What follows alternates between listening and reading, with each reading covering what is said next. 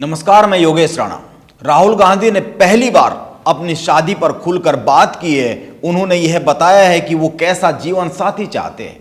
राहुल गांधी 52 साल के हो गए हैं। वो देश भर की एक राजनीतिक यात्रा पर निकले हुए हैं। इसीलिए सवाल यह है कि 52 साल के राहुल गांधी अचानक से अपनी शादी पर बात क्यों करने लगे हैं। आप गौर कीजिए, उन्होंने एक YouTube चैनल के साथ इंटरव्यू में कहा है कि वे शादी के लिए ऐसी लड़की चाहते हैं जिसमें उनकी दादी इंदिरा गांधी और मां सोनिया गांधी की खूबियां मिली जुली हो। राहुल गांधी इससे पहले कभी भी अपनी शादी पर कुछ बोले नहीं है, जबकि देश में बार बार उनकी शादी को लेकर चर्चा होती रही है, बात उठती रही है। अब जब वो पूरे देश में कांग्रेस की राजनीति को साधने की मुहिम पर निकले हैं, अब जब वो अपनी दाढ़ी को बढ़ाकर नरेंद्र मोदी से 2024 में लड़ने के लिए तैयार हो रहे हैं, यानी कि वो नरेंद्र मोदी के समकक्ष खुद को दर्शाने की कोशिश कर रहे हैं, अब वो अपनी शादी की बात क्यों कर रहे हैं? यह एक समझने वाली बात है। राहुल गांधी की इस बात के मायने समझने से पहले कुछ बातों पर गौर करना जरूरी है। पिछले कुछ समय से, खासकर जब से राहुल गांधी भारत जोड़ो यात्रा पर निकले हैं, राहुल गांधी का सोशल मीडिया तंत्र कुछ मैसेज लोगों तक देने की कोशिश कर रहा है, एक नैरेटिव खड़ा करने की कोशिश कर रहा है। और इसमें पहला संदेश यह है कि राहुल गांधी अपनी मां से बहुत प्यार करते हैं, अपनी दादी से बहुत प्यार करते हैं। राहुल गांधी की अगर कोई दुनिया है तो वो उनकी मां सोनिया गांधी ही है। आप ध्यान दीजिए, जब सोनिया गांधी भारत जोड़ो यात्रा में शामिल होती है तो वे उनके जूते के फीते बांधते हुए दिखाई देते हैं। इसके अलावा भी वो कभी सोनिया गांधी से गले मिलते हुए तस्वीर में दिखते हैं, तो कभी किसी अन्य आयोजन के जरिए संदेश दिया जाता है कि राहुल गांधी और सोनिया गांधी के बीच की जो बॉन्डिंग है वो कमाल की है।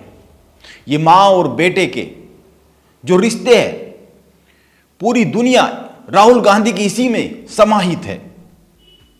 अब कांग्रेस के स्थापना दिवस का एक वीडियो वायरल हो रहा है। इसमें राहुल गांधी मां सोनिया गांधी के साथ हंसी टिटोली करते हुए साफ दिखते हैं। ऐसा नहीं है कि यह राहुल गांधी का दिखावा होगा, वो जरूर मां सोनिया गांधी से इतना ही लगाव करते होंगे, लेकिन राजनीति में हर बात का, हर फोटो का, हर तस्वीर का, हर वीडियो का एक संदेश होता है, एक मतलब होता है राजनीति में, कि राजनीतिक जो व्यक्तित्व होते हैं उनकी हर घटना का मतलब होता है। जैसे अभी राहुल गांधी अगर अटल बिहारी वाजपेयी की समाधि पर जाते हैं तो उसका राजनीतिक संदेश है, वो आज से पहले कभी गए नहीं है।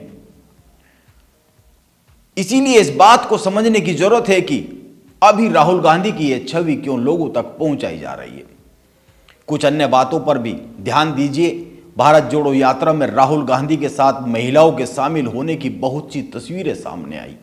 बच्चे, बच्चियां, सामान्य महिलाएं उत्साह के साथ राहुल गांधी से मिलती हुई उनके वीडियो और तस्वीरें कांग्रेस ने खूब प्रचारित की है। भारत जोड़ो यात्रा में बच्चों के शामिल होने की बहुत सी तस्वीरें और वीडियो कांग्रेस के डिजिटल प्लेटफॉर्म से खूब प्रचारित की गई है। इसके राजनीतिक मकसद है, इससे इनकार नहीं किया जा सकता है। आप ध्यान दीजिए, पहली बात, राहुल गांधी लोगों के साथ एक इमोशनल बॉन्डिंग जोड़ने की कोशिश कर रहे हैं, एक इमोशनल रिश्ता जोड़ने की कोशिश कर रहे हैं भारत यात्रा के द्वारा। आप गौर कीजिए, कुछ साल पहले तक राजनीति में बड़ा नेता वो ही माना जाता था जिनकी जनसभा में बहुत अधिक भीड़ हुआ करती थी, लेकिन आज दौर बदला है। आज बड़ा नेता वो होता है जिनकी रैली में लोगों की भीड़ भले ही कम हो। आज बड़ा नेता वो होता है जो लोगों के घरों में एक भावनात्मक जुड़ाव के साथ मौजूद रहता है, जो लोगों को घरों में एक चर्चा का विषय रहता है। लोग किसी न किसी भावनात्मक बात से उससे जुड़ाव महसूस करते हैं, और इसका सबसे बड़ा उदाहरण नरेंद्र मोदी है। भाजपा का एक बहुत ही मजबूत वोट बैंक है और वो है महिलाएं। और आप ध्यान दीजिए, यह वोट बैंक भाजपा के पास भाजपा के कारण नहीं है, यह वोट बैंक प्रधानमंत्री नरेंद्र मोदी के कारण भाजपा के पास है। यह एक अंतर है। यह भाजपा का बहुत मजबूत वोट बैंक नरेंद्र मोदी के कारण भाजपा के पास है, और अब राहुल गांधी नरेंद्र मोदी के इस वोट बैंक तक पहुंचना चाहते हैं। इसीलिए वो अपनी शादी की बात पर खुलकर बोलते हैं और जोर देकर कहते हैं कि उसे ऐसी महिला से शादी करनी है। उनकी इच्छा ऐसी महिला से शादी करने की होगी जो उनकी मां और दादी जैसी होगी। राहुल गांधी अपनी शादी की बात पर सोनिया गांधी और इंदिरा गांधी के व्यक्तित्व को महान दर्शा रहे हैं। राहुल गांधी एक राजनीतिक आदमी है, जैसा कि मैंने बार बार कहा, इसीलिए उनकी हर बात के राजनीतिक मायने होते हैं। वो अपनी शादी पर उस समय कभी नहीं बोलते हैं जब उनकी उम्र शादी के लायक होती है, शादी की उम्र होती है।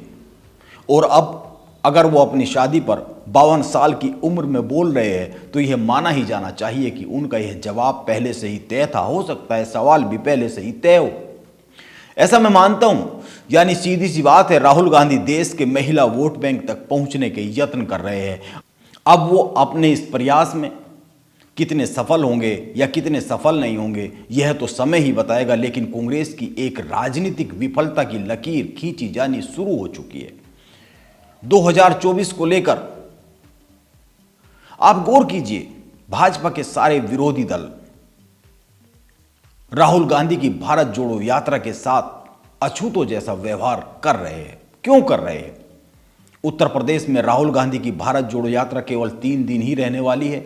अभी यात्रा रुकी हुई है, 3 जनवरी से फिर शुरू होगी और उत्तर प्रदेश में 3 दिन का सफर तय करेगी। राहुल गांधी ने भारत जोड़ो यात्रा के लिए दिल्ली पहुंचने से पहले भी विपक्ष की सभी पार्टियों को, सभी दलों को यात्रा में शामिल होने का बुलावा भेजा, लेकिन कोई नहीं आया।